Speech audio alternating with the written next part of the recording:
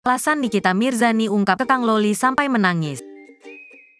Berita seleb terkini, Nikita Mirzani mengakui bila dirinya mengekang Loli atau Laura Meizani. Ternyata upaya Nikita Mirzani mengekang Loli karena ingin menjaga anak perempuan satu-satunya.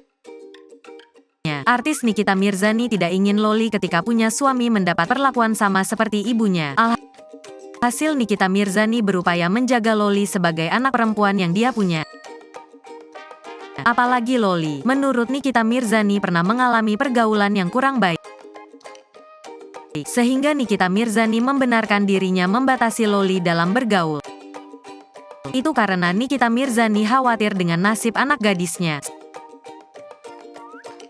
Saking khawatirnya, Nikita Mirzani sebut dirinya sampai gemetaran. Nikita Mirzani secara blak-blakan mengungkapkan alasan anaknya Laura Meizani alias Loli berontak hingga mengaku khawatir. Diberitakan sebelumnya, Loli pernah menjelaskan perlakuan buruk Nikita Mirzani terhadap dirinya serta kedua adiknya.